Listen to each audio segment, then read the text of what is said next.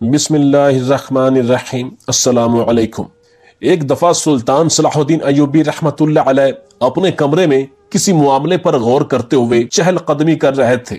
इतने में एक सिपाही सुल्तान सलाहुद्दीन अय्यूबी रहमतुल्लाह अलैह के कमरे के दरवाजे पर हाजिर हुआ और सुल्तान से अंदर आने की इजाजत चाही। सुल्तान सलाहुद्दीन अय्यूबी रहमतुल्लाह अलैह ने जैसे ही दस्तक की आवाज सुनी तो सुल्तान के कदम चंद लम्हों के लिए रुक गए और सुल्तान सलाहुद्दीन अय्यूबी रहमतुल्लाह अलैह का रुख दरवाजे की दाएं तरफ था, जबकि चेहरे का रुख कमरे के दरवाजे की तरफ मुड़ा। सुल्तान सलाहुद्दीन अय्यूबी रहमतुल्लाह अलैह ने सिपाही को अंदर बुलाया। मुहाफिज ने कमरे का दरवाजा बंद कर दिया। सिपाही ने सुल्तान सलाहुद्दीन अय्यूबी रहमतुल्लाह अलैह को खबर दी कि हजूर, नामालूम जगह से एक जासूस ने आपको अपने मकाम पर मिलने के लिए पैगाम भेजा है। ना ही इस सिपाही ने सुल्तान को जासूस का नाम बताया, ना ही जगह का, सिर्फ इशारतन बात करते हुए वहां से चला गया, क्योंकि सुल्तान सलाहुद्दीन अय्यूबी रहमतुल्लाह अलैह इस जासूस का नाम भी जानते थे और जगह भी। ये सब सुल्तान सलाहुद्दीन अय्यूबी रहमतुल्लाह अलैह और इस जासूस के अलावा कोई नहीं जानता था। हत्ता कि सुल्तान के करीबी सिपाही वजीर भी ये बातें नहीं जानते थे कि सुल्तान के कौन कौन से जासूस हैं और कहां कहां मौजूद हैं। बस उस वक्त इनको खबर मिलती जब सुल्तान अपने दुश्मनों के इरादों को खाक में मिला देता। और तारीख में यही मिलता है कि सुल्तान सलाहुद्दीन अय्यूबी रहमतुल्लाह अलैह की फतूहात का दारो मदार ज्यादातर जासूसी के निजाम पर था। सुल्तान सलाहुद्दीन अय्यूबी रहमतुल्लाह अलैह ने अपने एक मुआवन को अपने पास बुलाया और कहा, मुझे फलां लिबास और फलां जूते निकाल कर दो। वो लिबास सुल्तान सलाहुद्दीन अय्यूबी रहमतुल्लाह अलैह उस वक्त पहनते थे जब इस जासूस से मिलने के लिए रवाना हो जाते, क्योंकि इस लिबास को इस तरीके से बनाया गया था कि शक्ल सूरत से ना ही पता चलता कि ये कोई आम आदमी है या ताजर या कोई सिपाही है। लिहाजा सुल्तान वो लिबास पहनकर बड़ी ही फुर्ती से अपनी क़यामगाह से इस नामालूम मकाम की तरफ रवाना हो गए ताकि कोई सुल्तान का पीछा ना कर सके। सुल्तान सलाहुद्दीन अय्यूबी रहमतुल्लाह अलैह इस मकाम पर पहुंच गए तो पहले से ही वहां सुल्तान सलाहुद्दीन अय्यूबी रहमतुल्लाह अलैह के इंतजार में नकाब पोश जासूस मौजूद था। इसने सुल्तान को खबर दी कि हजूर, फलां किले का हाकिम शहर पर हमला करने के लिए तैयारियां कर रहा है और इस बार वो हमला सरहद से नहीं बल्कि शहर के मरकज पर करेंगे। जब यह खबर सुल्तान ने सुनी तो उसी वक्त अपनी क़यामगाह की तरफ लौटने के लिए रवाना हो गए। सुल्तान अपने घोड़े पर तेज रफ्तारी से आ रहा था कि सुल्तान का गुजर एक छोटी सी पहाड़ी से हुआ। सुल्तान ने देखा कि एक नौजवान पहाड़ की चोटी से छलांग लगाकर खुदकुशी करने की कोशिश कर रहा था। सुल्तान सलाहुद्दीन अय्यूबी रहमतुल्लाह अलैह ने अपने घोड़े का रुख उस नौजवान की तरफ कर दिया। घोड़े के कदमों की आहट सुनकर यह नौजवान सुल्तान की तरफ मुड़ा और घोड़े पर आते हुए आदमी को देखकर वो नौजवान खुदकुशी करने के लिए रुक गया और सोचने लगा कि मेरी तरफ कौन आ रहा है। सुल्तान सलाहुद्दीन अय्यूबी रहमतुल्लाह अलैह 10 कदम दूर जाके अपने घोड़े से उतरा। घोड़े को एक दरख्त के साथ बांधते हुए आप रहमतुल्लाह अलैह इसके पास गए और पूछा, ए नौजवान, बज़ाहिर तो यही लग रहा है कि तुम खुदकुशी कर रहे हो। इस नौजवान ने कहा, जी हाँ भाई, मैं खुदकुशी कर रहा हूँ। तुम कौन हो और यहाँ क्या करने आए हो? तो सुल्तान सलाहुद्दीन अय्यूबी रहमतुल्लाह अलैह क्योंकि एक आम आदमी के लिबास में थे, सुल्तान ने कहा कि मैं मुसाफिर हूँ। इस नौजवान ने पूछा, कहाँ से आए हो और कहाँ जाना है? तो सुल्तान सलाहुद्दीन अय्यूबी रहमतुल्लाह अलैह ने कहा, हम अल्लाह की तरफ से आए हैं और उसी की तरफ लौट कर जाना है। फिर इसने सुल्तान से पूछा, तुम्हारे आने का यहाँ मकसद क्या है? तो सुल्तान ने दुनियावी जवाब के बदले में इसको हकीकी जवाब दिया कि मैं इस दुनिया में अल्लाह ताला का निजाम कायम करने के लिए आया हूँ। सुल्तान का जवाब सुनकर वो नौजवान तजस्सुस में पड़ गया कि ये नौजवान बज़ाहिर जो शक्ल से आम आदमी लगता है, जो अल्लाह का कोई बहुत प्यारा और बहादुर आदमी है।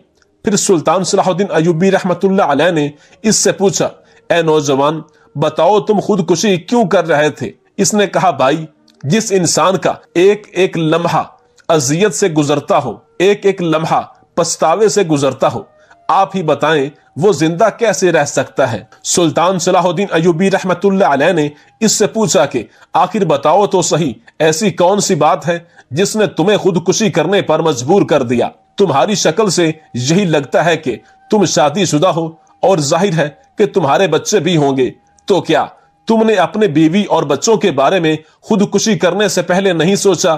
تو اس نوجوان کے ٹوٹے پھوٹے الفاظ کے ساتھ ساتھ آنکھوں سے آنسو جاری ہو گئے اور وہ کہنے لگا، اے بھائی، جب زندگی میں جینے کا مقصد ہی ختم ہو جائے تو پھر نہ ہی رشتوں کی پرواہ رہتی ہے نہ ہی اپنی۔ اس دنیا سے میں تنگ آ گیا ہوں۔ سلطان صلاح الدین ایوبی رحمت اللہ علیہ نے اس نوجوان کو کہا، بھائی تم بتاؤ تو صحیح، آخر ایسی کیا وجہ ہوئی جس نے تمہیں خودکشی کرنے پر مجبور کر دیا؟ تو اس نے کہا، بھائی میں ایک لوہار ہوں اور میری ایک چھوٹے سے بازار میں لوہار کی دکان ہے۔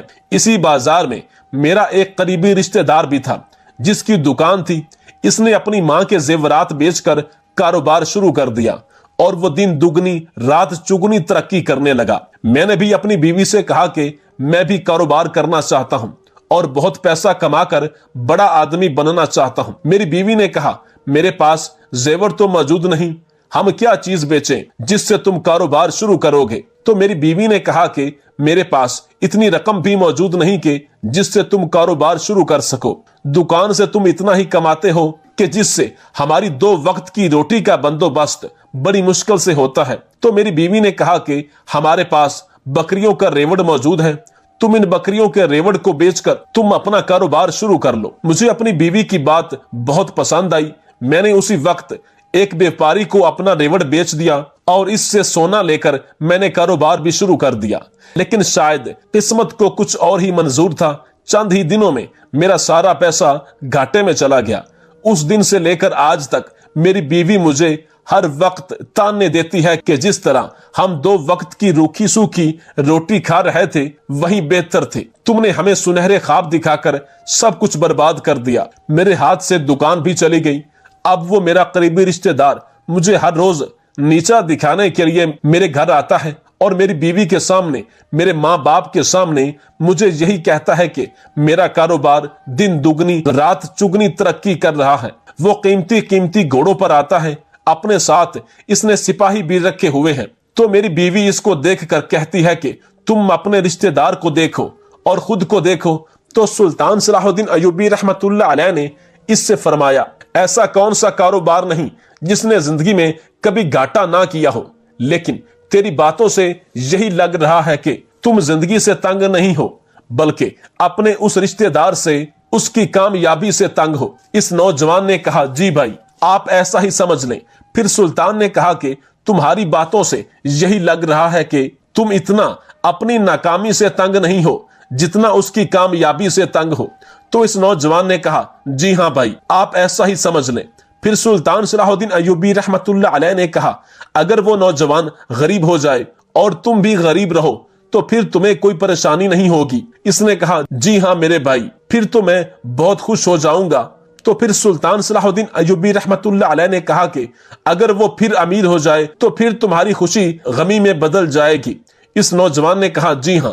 تو سلطان صلاح الدین ایوبی رحمت اللہ علیہ نے اس نوجوان کو کہا، اس کا مطلب یہ ہے کہ تمہاری زندگی میں تمہارا کوئی اپنا اختیار نہیں، تیری خوشی اور غمی دوسروں پر انحصار کرتی ہے۔ اس کا مطلب یہ ہے کہ تم اپنے اس قریبی رشتہ دار کے غلام بن گئے ہو۔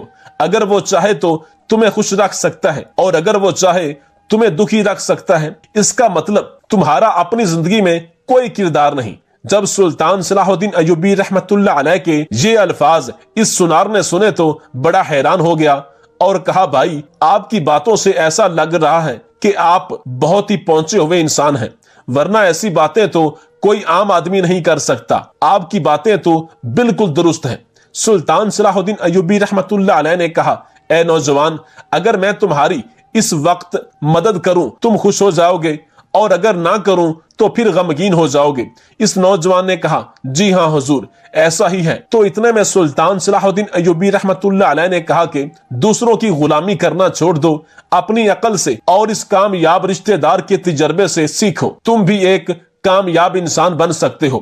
سلطان صلاح الدین ایوبی رحمت اللہ علیہ کے یہ الفاظ سن کر وہ نوجوان سلطان کے گلے لگ گیا اور کہا، اے بھائی تم نے مجھے سیدھے راستے پر لگا دیا۔ اگر میں خودکشی کر لیتا تو میری دنیا تو پہلے ہی اجڑ چکی تھی، میری آخرت بھی ختم ہو جاتی۔ تم میرے لیے فرشتہ بن کر آئے ہو، میں خود اپنی عقل سے سوچ کر ایسے کام کروں گا کہ میں قریبی رشتہ دار سے بھی زیادہ کامیاب انسان بن کر دکھاؤں گا۔ پھر وہ کہنے لگا، بھائی میں یہ سوچ رہا ہوں کہ میرے پاس چند سکے موجود ہیں جو میں نے اپنی حق حلال کی کمائی سے چھپا کر رکھے ہوئے تھے۔ میں نے سنا ہے کہ ہمارے بہادر سلطان صلاح الدین ایوبی رحمت اللہ علیہ بہت جلد فلاں بادشاہ سے اعلان جنگ کرنے والے ہیں، اور ہمیں پتا ہے کہ جب جنگ شروع ہوتی ہے تو جنگی ہتھیاروں کی قیمتیں دگنا ہو جاتی ہیں۔ لہٰذا اگر میں ان سکوں سے کچھ ہتھیار خرید لوں تو وقت آنے پر وہ ہتھیار میں دگنی قیمت پر بیچ کر دگنے پیسے کما سکتا ہوں۔ سلطان نے کہا، اے نوجوان تم عقل مند بھی ہو۔ اس کے بعد سلطان صلاح الدین ایوبی رحمت اللہ علیہ وہاں سے رخصت ہو گئے۔ اب اس نوجوان نے جنگی ہتھیار خریدے۔ چند ہی دنوں کے بعد سلطان صلاح الدین ایوبی رحمت اللہ علیہ نے جب بادشاہ سے جنگ شروع کی تو اس وقت بازار میں جس لوہار کے پاس جنگی ہتھیار موجود تھے وہ دگنی قیمت میں خریدے گئے، اور اس میں وہ سونار جو اب لوہار بن چکا تھا یہ بھی موجود تھا۔ اس نے چند سکوں کے بدلے سینکڑوں سکے کما لیے، اور اس کے بعد اسی طرح وہ اپنی عقل سے کام کرنے لگا اور چند دنوں میں بہت بڑا کاروباری بن گیا۔ اب اس کے پاس بہت ہی قیمتی گھوڑے موجود تھے، اپنے ساتھ سپاہی بھی رکھتا تھا، گھر والے بیوی بچے بہت خوش تھے، اور اس کی کامیابی کو دیکھ کر وہ رشتہ دار بھی اس سے بہت حسد کرنے لگا تھا، جس سے پہلے وہ نوجوان حسد کرتا تھا۔ جب وہ بہت امیر ہو گیا تو اس نے سوچا کہ کیوں نہ جہاں میری زندگی کا آغاز اتنا سنہری طریقے سے ہوا اب وہیں جانا چاہیے۔ وہ اپنے چند سپاہیوں کے ساتھ اسی پہاڑی کی چوٹی پر پہنچ گیا اور جا کر دیکھنے لگا کہ کاش وہ مجھے فرشتہ صفت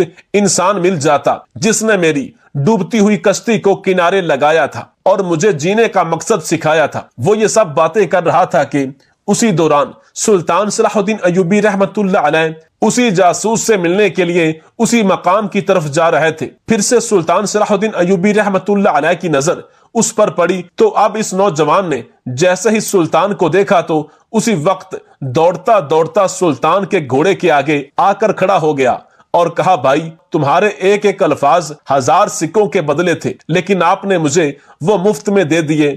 تمہاری باتوں پر میں نے عمل کیا اور آج میں ایک عام لوہار کی جگہ بہت بڑا کاروباری بن گیا۔ لیکن کیا آپ مجھے اپنا نام بتا سکتے ہو کہ تم کون ہو، کہاں سے آتے ہو اور کہاں جاتے ہو؟ تو اتنے میں سلطان صلاح الدین ایوبی رحمت اللہ علیہ نے کہا، جس سرزمین میں تم رہ رہے ہو اس سرزمین پر تمہیں کافروں سے کوئی ڈر نہیں۔ اس سرزمین پر تم 5 وقت کی نماز بغیر کسی خوف کے پڑھ سکتے ہو۔ اس زمین کا میں سلطان صلاح الدین ایوبی رحمت اللہ علیہ ہوں۔ جب یہ بات سلطان صلاح الدین ایوبی رحمت اللہ علیہ نے فرمائی تو یہ سن کر وہ نوجوان گھٹنے کے بل گر پڑا اور زمین پر سجدہ کرتے ہوئے کہا، اے ہمارے مالک، جس انسان کو اتنے عظیم سلطان نے نصیحت کی ہو، اگر وہ کامیاب نہ ہوتا تو پھر موت اس کے لیے بہتر ہوتی۔ اور اس کے بعد وہ سلطان صلاح الدین ایوبی رحمت اللہ علیہ کے قدموں کو چومنے لگا تو سلطان اپنے گھوڑے سے اترا اور کہا، تمہیں کسی اور کے آگے جھکنے کی بجائے اللہ کے آگے جھکنا چاہیے، جس کے پاس ہم نے ہمیشہ کے لیے لوٹ کر جانا ہے۔ اور اسی طرح سلطان صلاح الدین ایوبی رحمت اللہ علیہ کی عقل مندی کی وجہ سے اس نوجوان کی زندگی بدل گئی۔ آپ سے گزارش ہے کہ ہمارے چینل کو لائک، شیئر اور سبسکرائب کیجیے۔ آخر میں کمنٹ باکس میں ایک دفعہ درود پاک ضرور لکھیے۔